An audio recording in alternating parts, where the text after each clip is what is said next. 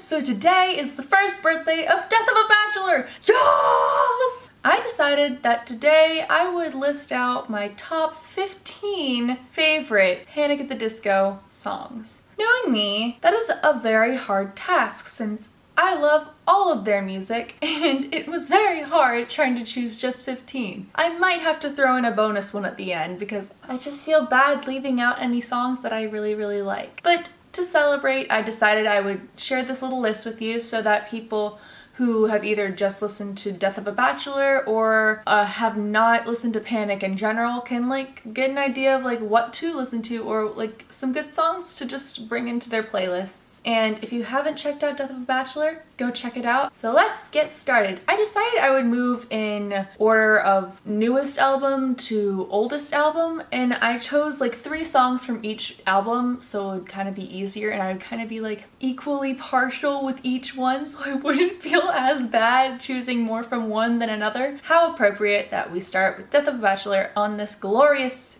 gray day. So the first song that I've chosen to share is Death of a Bachelor from the album Death of a Bachelor. My first concert ever was a Panic at the Disco concert. It was Panic at the Disco in New Politics, and I was in such a concert slump afterwards. I didn't want to do anything. I just laid in bed, cried every 10 minutes, and that's all I did. But then someone had leaked the song on YouTube and I was like, ooh, I haven't heard this song by them yet. So I listened to it and it brought me out of my slump and I was like, this is an amazing song. And it's so different from all their other songs because it's got that kind of hip-hop-esque vibe, but also that kind of jazzy, cool vibe.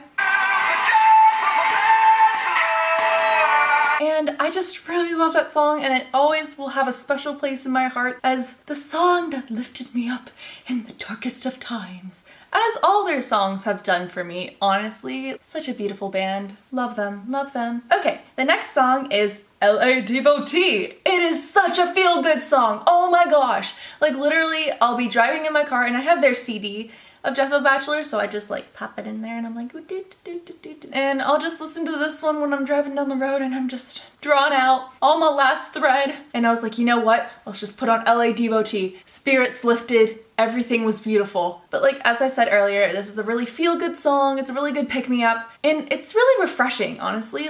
It's not totally pop, pop music on the radio. It's got that rock vibe, which makes it a little edgier, a little earthier and rawer, which makes it a more refreshing and it's better than most pop music out there. And it makes it different than other pop music out there. It really makes it unique and it makes it stand out more. So this song is called Crazy Equals Genius. And it is crazy, but it is also genius. I love this song so much. You got the horns in there and you got the really cool kind of scat beat, which I really like. So it has that kind of 20s vibe that I really like. And it sounds super jazzy and it's super cool. This song is so hard to explain because so much is going on. It's a mashup between rock and jazz and it is beautiful. They got those kick butt I can do anything lyrics and it's I can do anything, you can't stop me. And I listened to this before my AP statistics exam. Crushed it. I got an A on it because I listened to this song before I went in and I felt like a very good pump up song if you haven't noticed by the way I just spazzed out. Moving back in time to 2013 when Too Weird to Live, Too Rare to Die came out. I didn't know this until halfway through last year, but Too Weird to Live, Too Rare to Die came out on my birthday, October 8th, 2013. That means I was destined to be a Panic person all along. So the first song that I'm gonna share on here is much mellower than the songs that I have shared earlier. Even more mellow than Death of a Bachelor. It is called The End of All Things, and it's one of my absolute favorite songs by them. If I had to choose an absolute favorite of all time, it's definitely up there. The song is so beautiful and the piano is so beautiful and it's one of the first song by them that I learned to play on the piano and it's just so beautiful. And this song was actually made by Brendan for his wife, like instead of vows. Like that's what I heard from interviews and stuff from him. He was like, well, we didn't really do vows, so I wrote this song. He's like, this is how I feel and this is how it will always be for us and for our relationship. And I was like, oh my god, because I love Brendan and Sarah. They are the power couple of the century, or like forever, because they are just amazing.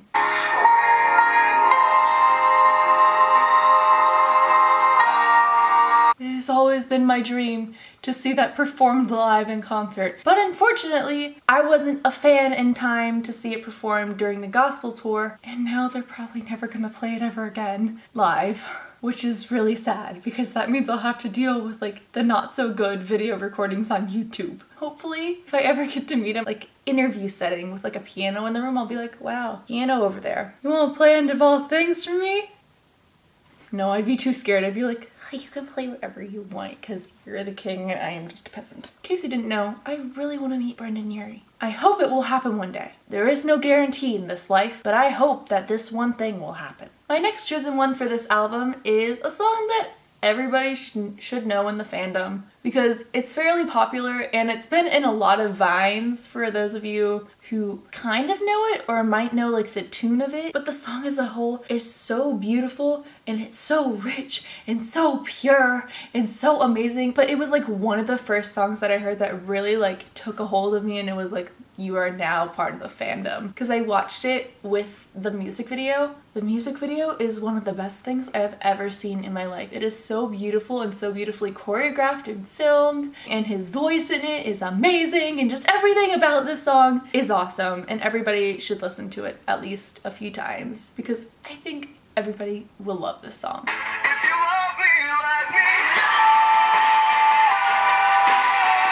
My next favorite song in this album is Colorful. It is one of my favorite songs that they have ever written. It has so much like emotion in it, but it's also like a really good feel-good song, but it also makes me really sad because of how beautiful it is. And it's got a really good beat, so it makes you feel good while you're listening to it, but also the lyrics are so beautiful because it's about love and it's about beautiful things. And I just recommend that everybody should go listen to it because it's such an easy to love song, because it's like a song that's just so universal in our culture that it's like pop and rock. It's kind of like LA Devotee, like, you know how I was describing like that pop rock vibe, but it's like so unique and like on its own. That's how I feel like Colorful is, and that's why I love it so much. Show me love, so that's it for Too Weird to Live, Too Rare to Die. So we're moving on to Vices and Virtues. That came out in 2012. Oh my gosh, what a long time ago. So the first song off this album that I really like is Nearly Witches. This song is such like a hodgepodge of different things to love that it's so hard to explain. It's so unique. It's like, I don't even know what this song is about. I think it's about love. It sounds very like sophisticated and like Baroque-ish, because that was this entire album. It was like Baroque pop. I think that was like the genre that they cast this in. I'm not totally sure. It was like this like kind of like posh, sophisticated sounding song, but it also had like elements of rock and pop. And it is just beautiful. And I feel like this is a song that you just have to listen to on your own because there are no words for this song. The lyrics, the instruments, his voice, everything is so beautiful. And at the end there's like a part with where he got like a children's choir to sing it, and it gives you chills. It gives me chills every single time. The next song off this album that I really like is The Ballad of Mona Lisa. I feel like a lot of people, at least in the fandom, have heard this song because the music video was just such a huge thing, because Brendan brought back the top hat and like the like suit jacket. Again, this entire album is very hard to explain because I'm not even sure what genre this fits in. I think it's rock pop, like Baroque pop, like I was saying. I think it's like reverting back to like punk pop, but not like totally. But this song is so fun and so cool. I really like his voice in this song because it goes like really deep and like kind of like sultry, like and then he goes like really low, and then he goes like really high, and it's like, whoa dude. And I also really like the pace of the song. I like how it goes like really like steady beat to like a faster beat, and it's just a really good song to listen to when you need to be pumped up and you need to be ready for whatever life throws at you, and you're like, Ballad of Mona Lisa because I feel like it today. That description was not good.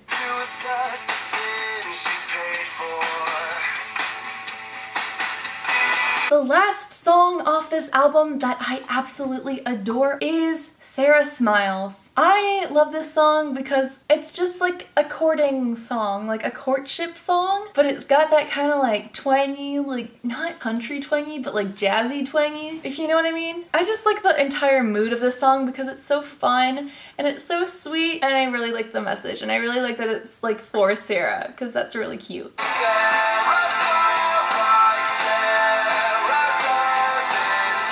Oh, get that the mariachi! Ah, I'm running out of battery.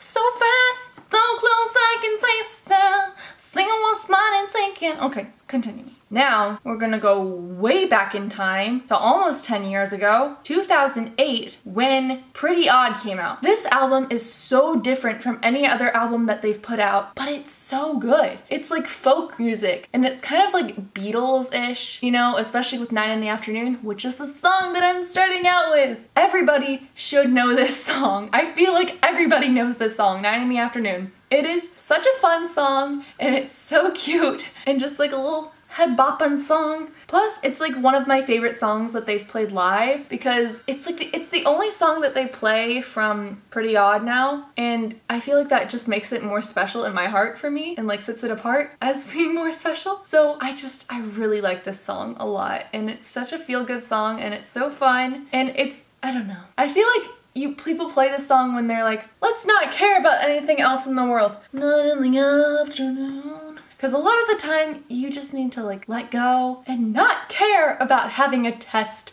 the next morning because it is currently 12 p.m. and you haven't really studied, but you're also very tired and very sleep deprived. Not speaking from experience at all. But you know, it's just one of those songs that's just like, it picks you up in the darkest of times, like all these songs have been doing.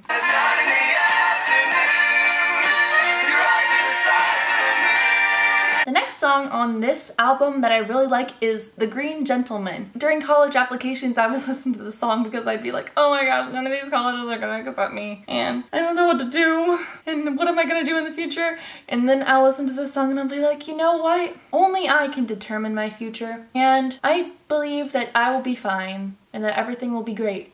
This song probably isn't even about that, but that's what I gleaned from it, and that's what like it has served for me.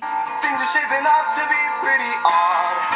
Little dusty musical bad. I believe this next song was a bonus on this album, but it's still really beautiful because Ryan Ross sings in it, and I never realized the beauty of Ryan Ross's like voice until I heard it on Pretty Odd. And it is a beautiful voice, and it complements Brendan so well. But also, this song is just really fun, and I know I keep saying that for every single one, and it's really bothering me that I don't know enough synonyms for fun. It's exciting, inviting, hypnotic, exotic. It's turning back to more their like punk pop era with like the more rock sound, and it's, I don't know, it's a very good feel-good song, and it's like, it just makes me happy. All these songs make me happy. I'm just gonna play it now.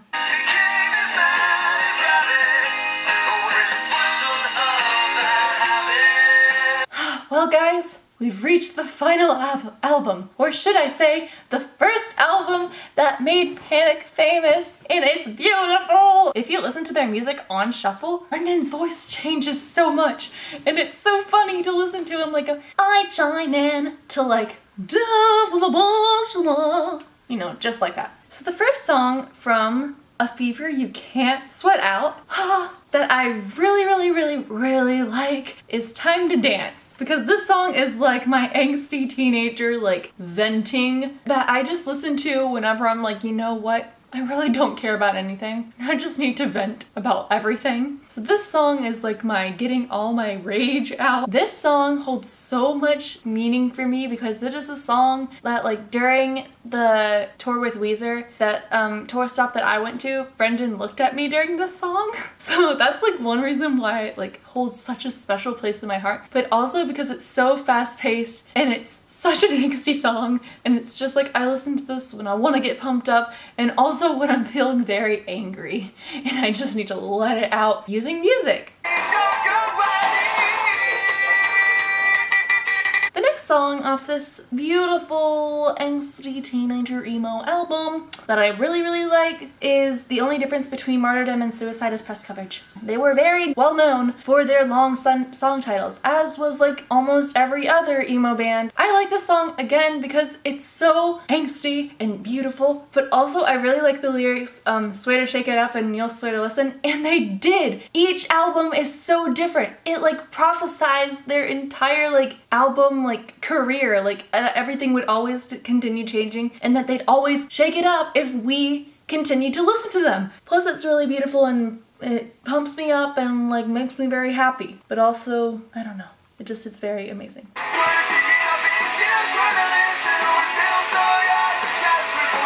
And the final song on this album that is my favorite is Build God and We'll Talk. Not usually a fan favorite, I know. But I just really like the part in the song that's like, it references Sound of Music, and to me that's just like so beautiful and like sweeping. And I don't know, it's just so different that it just makes me happy that it's so unique, if that makes any sense. Plus it's like, this song I feel like is filled with so much emotion, but also so much sass towards different things, which is also why I like it, because it's super sassy.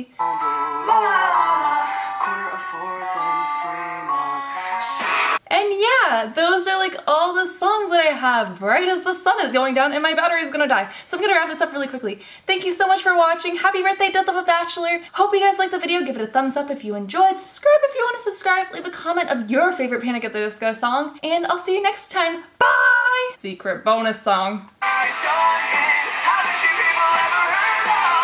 I really just love Panic at the Disco.